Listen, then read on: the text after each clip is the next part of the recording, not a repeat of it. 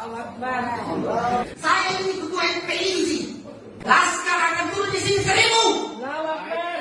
1000. Sentimen model begini dikembangkan bisa menjadi balas dendam. Perang saudara berbahaya sekali.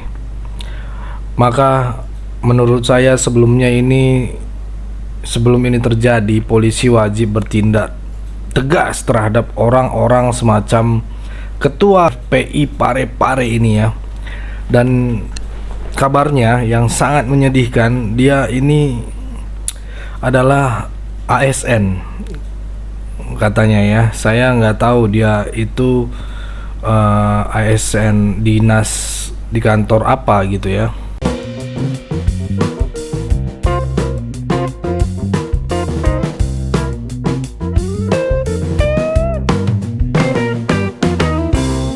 Salam sejahtera bagi kita semua, saudara-saudaraku yang saya cintai dan saya banggakan. Saya menemukan sebuah video yang sangat proaktif ya, dan sangat berbahaya bagi keutuhan bangsa dan negara. Dari yang informasinya adalah dia adalah ketua FPI Parepare Sulawesi ya, Sulawesi Selatan. Tapi sebelum kita mengulas atau membahas tentang video ini, mari kita simak dulu video berikut ini. Kita perang saja. Tentukan saja. Kapan dan di mana perangnya? Tidak saya saja yang akan pimpin perangnya. Tidak dia. Siapa menang? Ya. Kita jadikan pokok ini Parepare. Saya ini ketua FPI. Laskar akan turun di sini 1000. Nah, itu tadi videonya ya teman-teman. Ini kalau sampai tidak ditangkap oleh polisi, kebangetan gitu ya. Narasi yang sangat provokatif, mengajak perang gitu ya. Akan memimpin perang, akan menjadikan Parepare seperti Poso. Kita tahu bahwa di Poso pernah terjadi perang agama dan menimbulkan banyak sekali korban jiwa. Ini tidak bisa diampuni menurut saya teman-teman. Tidak bisa ditolerir.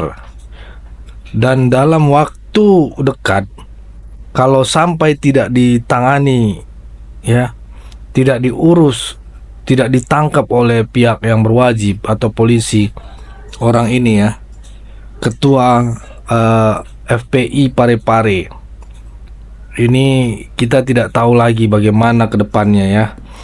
Banyak lahir bibit-bibit intoleran.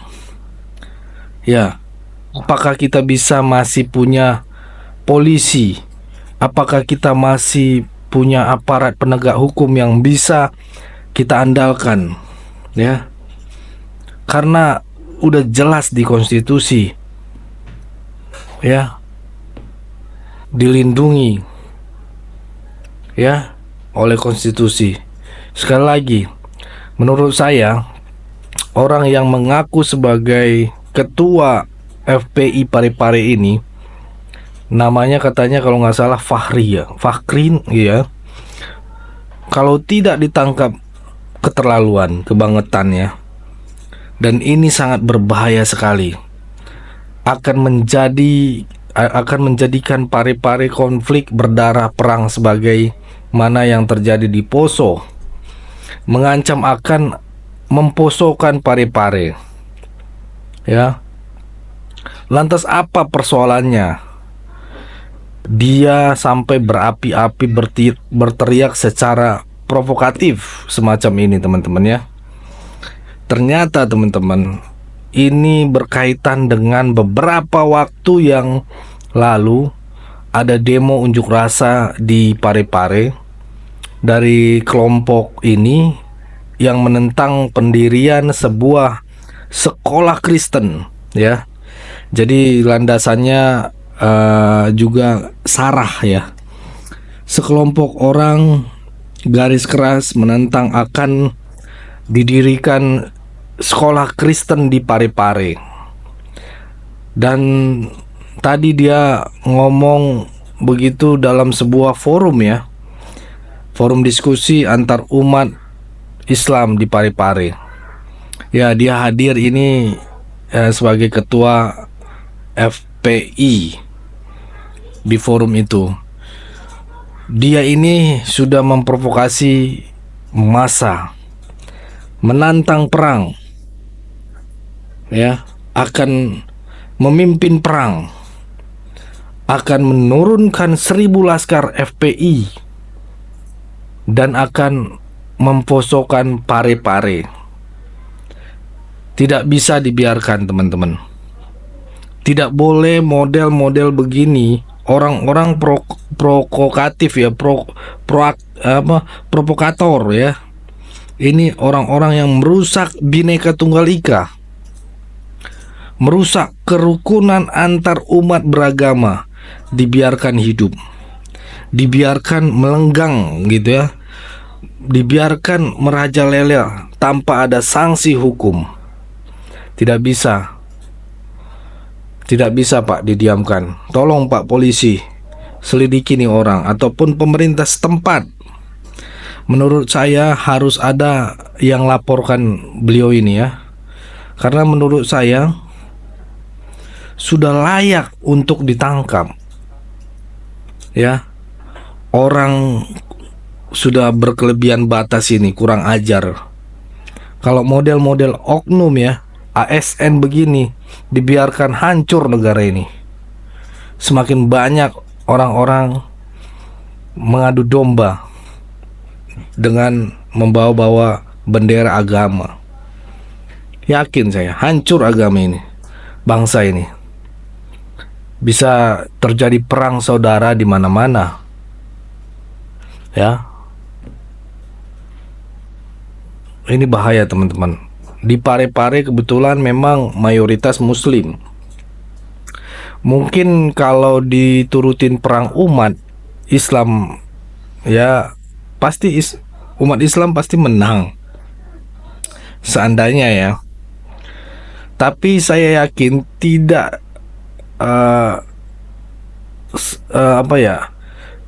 umat Islam itu tidak seperti itu gitu, tidak mau perang ya. Umat Islam di Parepare pun yang ini pasti dewasa, pasti dia lebih mencintai bangsa ini, tidak mau terprovokasi, diadu domba. Dan saya yakin umat Islam di sana lebih modern ya, lebih modern gitu ya, jauh lebih banyak orang yang toleran gitu ya, daripada sekelompok orang di bawah pimpinan ketua FPI ini, FPI Parepare ini ya. Tetapi seandainya ya terjadi, bukankah bisa memicu balas dendam yang sama di wilayah di daerah mayoritas non-muslim? Umat Islam bisa dibalas dendam, dibantai ya di daerah-daerah lain. Sebuah balas dendam atas perang agama semacam ini di daerah yang mayoritas non-muslim.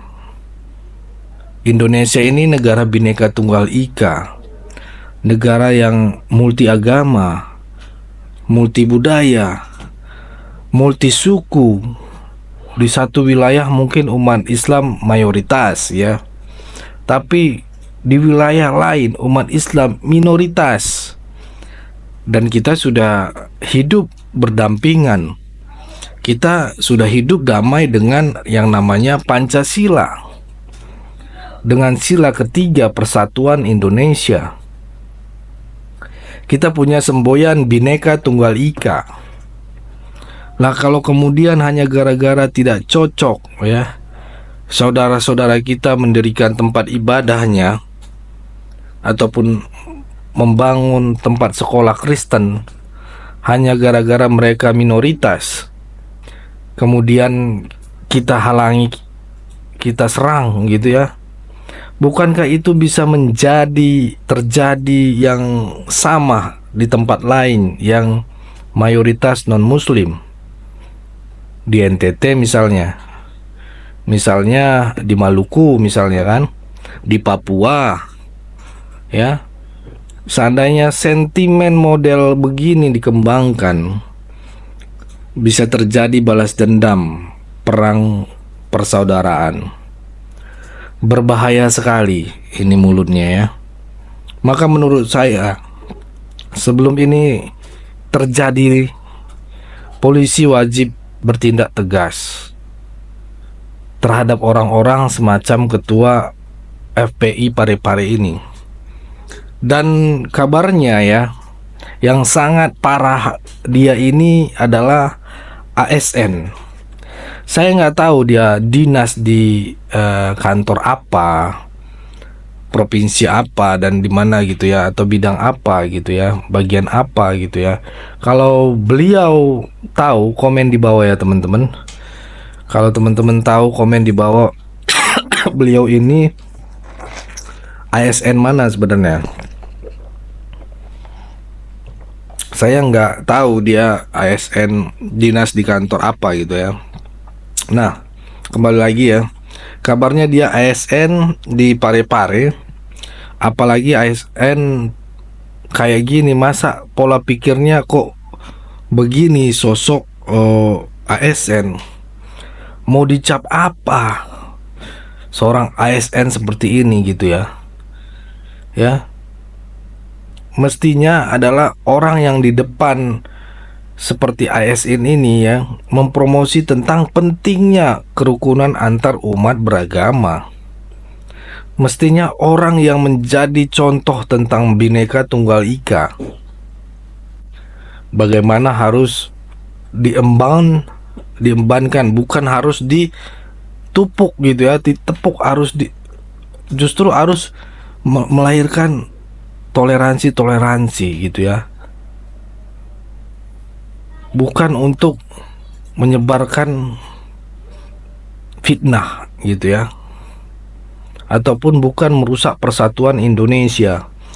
Ini kan namanya merusak kerukunan umat sesama anak bangsa. Kerukunan antar umat beragama. Tidak boleh begitu teman-teman ya. Dan tentu saja sekali lagi ya, model begini tidak boleh dikasih tempat di Indonesia. Yang setuju katakan komen atau klik tombol like. Bukankah para pejabat kita dari Presiden, Kapolri, Panglima, TNI sudah sejak lama menyerukan bahwa ini negara Pancasila? Tidak ada tempat bagi kelompok intoleran. Tidak ada tempat bagi kelompok radikal hidup di Indonesia. Saya kira ini hanya slogan ya, ucapan gitu ya. Tentu bukan hanya pada teori, bukan hanya pidato-pidato di panggung, tetapi harus pula diwujudkan dalam tindakan yang nyata. Tindakan nyata seperti apa ya, ketika ada orang yang merusak toleransi, ada orang intoleran begini, tanganin dong, tindak tegas. Sehingga kemudian ucapan-ucapan anti intoleran, anti radikalisme bukan hanya slogan politik semata, bukan hanya pemanis di atas panggung. Ya, kalau orang-orang ini dibiarkan, ya, itu namanya omdo, omong kosong, bullshit gitu ya. Kalau kita ngomong kita harus lawan semua kelompok radikal, kelompok intoleran, ya ketika ada orang yang melakukan semacam ini, ya, kita tidak tendang dia gitu, kita tidak tegas gitu, malah kita biarkan, kita tutup mata. Itu namanya kuping tebal teman-teman. Ya, ayo dong, lakukan konsekuensi antara lisan dan perbuatan satu sama lain gitu ya, disamakan. Bukan hanya lisan saja, bukan hanya pidato saja, bukan hanya ketika kita ingin dipuji saja. ataupun narsis, ingin mencari perhatian, ingin mencari naik pangkat dan sebagainya. Ya, saya sering ngomong di seminar anti radikalisme, di mana-mana kampanye Bhinneka Tunggal Ika, di mana-mana saya terus menyuarakan jangan mau diadu domba, jaga persatuan Indonesia. Ada anggota DPR RI itu kalau turun ke jalan bawa reses, ketemu, pasti menjelaskan tentang 4 pilar, bahwa bukunya lengkap ya. Sini ada bukunya teman-teman, 4 pilar MPR. Nih, bukunya teman-teman, tuh. Buku sosialisasi 4 pilar MPR RI. Ini MPR yang buat gitu ya. Menjelaskan tentang 4 pilar, bahwa buku lengkap ini ya. Tapi ketika ada kelompok-kelompok begini yang merusak 4 pilar, kita di dalam berbangsa dan bernegara, mana suaranya? Nggak ada ya. Mana perlawanannya? Nggak ada. Mana kecamannya? Nggak ada. Artinya apa? Kampanye 4 pilar ya. Kampanye 4 pilar itu ya, ini 4 pilar ini hanya sebatas teori di atas meja. Teori di sebuah ruangan untuk memenuhi sebatas program ya. Apa gunanya ibarat orang berkampanye tentang mari kita berantas buaya ya. Ya, tidak ada tempat di lingkungan kita bagi buaya. Tapi ketika ada buaya datang, kita lari. Tidak ada upaya penanganannya apa-apa gitu, nggak ada tindakan apa-apa. Jadi itu ya teman-teman ya, itu contoh yang bisa saya sampaikan. Mari kita hajar radikalisme. Ketika ada kelompok radikal diam saja, bisu, kita nggak bisa begitu. Kita harus bersuara ya. Ibaratnya orang mengatakan I love you ya, mengatakan aku cinta kepadamu dek gitu kan. Tapi ketika ada orang yang mengganggu yang kau cintai, kau diam aja gitu, bahkan kau lari gitu ya, tutup telingamu tebal-tebal ya, pura-pura nggak ngeliat. Yang mirisnya, pura-pura hilang ingatan. Nah, buat teman-teman, kalau kalian diam aja tidak mau komen di bawah, berarti kalian hilang ingatan. Kalian orang-orang sejenis ini gitu ya. Karena kalian nggak ngambil bagian, padahal kalian hidup di negeri kita ini, di bangsa ini ya. Bullshit lah katanya namanya cinta. Cinta gombal ya, cinta gombalan doang gitu kan. Mengatakan cinta ya harus dibuktikan. Anti radikalisme, ketika ada orang radikal di sekeliling kita, di kelompok kita, ya kita harus sikat. Jangan main-main lo gitu. Lo gak bisa berkuasa di sini. Jangan hanya teroris saja yang diuber-uber ya sama Densus 88 ya. Orang-orang kayak gini juga harus diuber-uber nih, harus dilakban mulutnya, harus diajarin ya. Aparat kita dan hukum kita harus tegas. Tapi kalau model begini ya sampai dibiarkan, ini baru sehari teman-teman ya. Kita lihat besok seperti apa kira-kira langkah aparat kepolisian di kota Parepare. Mudah-mudahan tidak lama akan ditindak tegas ini orang.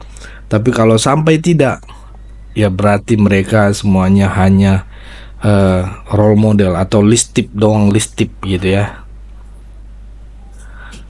ya, hanya cuman di luarnya aja mengamankan anti radikalis dan intoleran di Indonesia. Oke, sudah 19 menit teman-teman. Cukup segitu dulu teman-teman. Berikan tanggapan teman-teman yang menonton video ini bagaimana. Jangan malu-malu, boleh berikan pandangan kalian di kolom komentar tentang video yang sudah kita bahas. Komentar saya kolom komentar sudah saya buka lebar-lebar. Mari kita berdiskusi di kolom komentar. Tapi pesan saya, pokoknya tetap jaga persatuan Indonesia. Jangan mau diadu domba, karena NKRI harga mati. Saya Leonardo Sirait. Jangan lupa share video ini, bagikan ke grup-grup WhatsApp, ke grup-grup Facebook, biar ini bagian dari pelayanan kalian mencintai bangsa ini. Jangan hanya menjadi penonton, tetapi harus menjadi tuntunan. Walaupun kalian tidak berbuat apa-apa, cukup bagikan ini adalah bagian dari kecintaan kalian untuk NKRI harga mati. Itu aja dari saya. Terima kasih. Jangan lupa subscribe channel ini. Bye bye. Terus kita menyuarakan suara rakyat jelata.